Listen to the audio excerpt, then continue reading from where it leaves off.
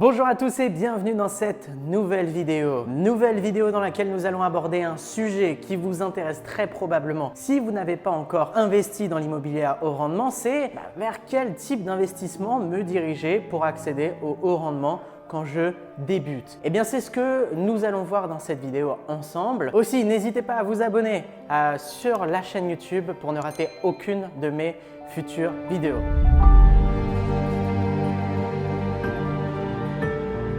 Alors, je vais répondre à cette question au travers justement de deux-trois types d'investissement. Quel type d'investissement, vers quel type d'investissement se diriger pour accéder au haut rendement? Eh bien, quand on débute, on a très peu d'expertise, très peu d'expérience et ça peut faire peur de se lancer sur un gros projet tout de suite avec beaucoup de travaux et qui nécessite beaucoup de connaissances. C'est pour cela qu'il ne faut pas vous infliger la peine maximale qui est le fait de partir sur des projets très complexes dès le début parce que vous pourriez prendre peur et ne jamais investir de votre vie. Commencez petit et augmentez du coup le curseur au fur et à mesure de votre évolution et de votre croissance personnelle.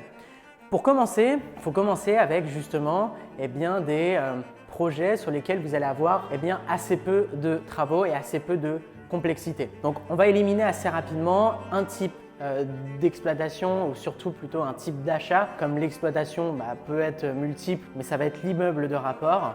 L'immeuble de rapport, oui, vous pouvez l'exploiter en courte durée, en location meublée classique, location nue, en colocation.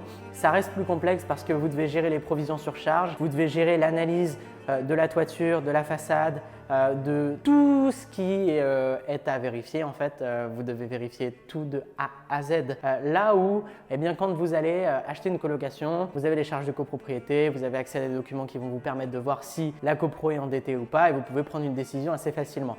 Mais c'est beaucoup plus simple. Donc on va se diriger sur des investissements plus simples, des appartements sur lesquels on va pouvoir faire de la courte durée. Première des choses, le premier point que je voudrais vous mettre en avant, c'est justement le fait d'utiliser ce business model d'appart-hôtel. Quand on commence, on peut avoir une petite capacité d'emprunt où on veut commencer sur un petit projet pour se faire la main et d'un autre côté, on a cette obligation de maximiser le rendement pour aller augmenter sa capacité d'emprunt pour les futurs investissements. Donc on doit mettre de la conscience sur la rentabilité qu'on va avoir dès le premier projet et c'est pour ça que la courte durée est intéressante parce qu'on va avoir des rendements situés entre 15 et 25% bruts annuels, ce qui nous permet justement de générer beaucoup de cash flow et de pouvoir le réinvestir, peut-être solder le crédit plus rapidement pour se retrouver avec du patrimoine net et amener ce bien en garantie, peut-être utiliser ce cash flow pour mettre des apports pour d'autres acquisitions. Mais la courte durée, c'est assez simple. Vous avez des sites internet comme AirDNA, donc AIRDNA, qui vous permettent d'avoir accès à toutes les métriques de tous vos concurrents sur les marchés. Les taux de remplissage, à combien la nuitée, combien par mois, le nombre de visiteurs sur l'année. Enfin, vous pouvez tout voir en fait. C'est vraiment très précis. Ça ne coûte pas très cher. Ça vous permet de vous lancer facilement sur des marchés sur lesquels il y a de la demande. Donc oui, vous devez avoir connaissance, bien entendu, de toutes les réglementations, de toutes les obligations que vous allez pouvoir avoir, que ce soit vis-à-vis de la ville qui va contraindre l'exploitation en courte durée, mais aussi vis-à-vis justement de l'automatisation et de la délégation parce que ça prend plus de temps de se lancer en courte durée. Mais c'est un premier investissement qui est stratégique parce que c'est un petit montant qui génère beaucoup de cash flow et sur lequel vous allez pouvoir vous faire la main parce que vous devez gérer pas mal de choses et ça va vous permettre justement de monter en compétences très rapidement. Le deuxième type d'exploitation que je vais vous recommander dans cette vidéo, ça va être la colocation. Pour moi, il y a la courte durée et la colocation qui répondent bien justement à la problématique qu'on a soulevée aujourd'hui qui est le fait de trouver des biens à haut rendement, donc un type d'investissement qu'on va pouvoir favoriser, d'exploitation quand on débute. Quand on débute, on ne peut pas se lancer sur des projets sur lesquels il y a des configurations toujours complexes différentes. Un immeuble de rapport qui fait 300 mètres carrés, vous pouvez avoir 7 studios comme vous pouvez avoir 4 F3, 2 F2, 1 studio et un local commercial. Donc c'est quelque chose d'assez difficilement formalisable. Je ne sais pas si ça se dit, mais en tout cas, on a très peu de critères fixes sur un immeuble de rapport. Là où sur une colocation, on sait que pour faire une 3 chambres, il nous faut entre 65 et 75 mètres carrés. Pour un 4 chambres, il nous faut entre 72, 73 et 85 mètres carrés. On va chercher dans des villes sur lesquelles il y a une bonne corrélation entre le prix au mètre carré d'achat et la valeur locative qu'on va pouvoir dégager, tout simplement.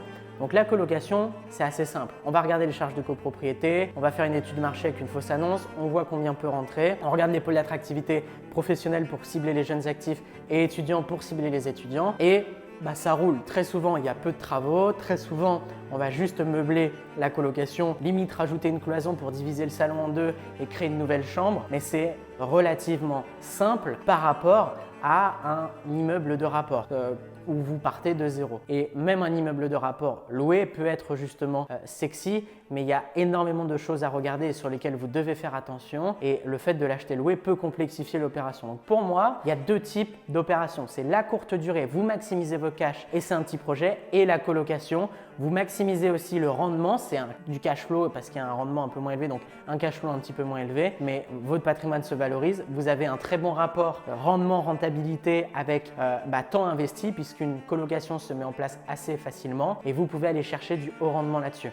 Et derrière, rassurer la banque, montrer que vous maîtrisez votre sujet et enchaîner sur d'autres opérations. Alors, j'ai une question du coup qui revient assez souvent aussi, c'est appartement ou maison. Alors, ça pourrait être l'objet d'une autre vidéo, mais je vais vous répondre brièvement dans celle-ci. Alors, appartement ou maison, ce qu'il faut savoir, c'est qu'en règle générale, le prix au mètre carré d'une maison est plus important que le prix au mètre carré d'un appartement. La valeur locative, elle, n'augmente pas énormément. Aussi, les maisons vont souvent être moins bien placées que les appartements, ce qui fait qu'on va avoir moins de pôles d'attractivité professionnelle ou étudiants et de transport à proximité, ce qui peut poser problème pour, par exemple, de la colocation. Ensuite, faire de la courte durée justement dans une maison, c'est des grandes surfaces et on va perdre en fait en valeur locative à moins d'aller diviser cette maison en appartements, diviser cette maison en 3 ou 4 appartements. Mais ce qui ne rentrerait pas dans le cadre de cette vidéo puisque ce serait un projet plus complexe que ce qui a été prévu et c'était la problématique qu'on voulait résoudre aujourd'hui. Donc les maisons,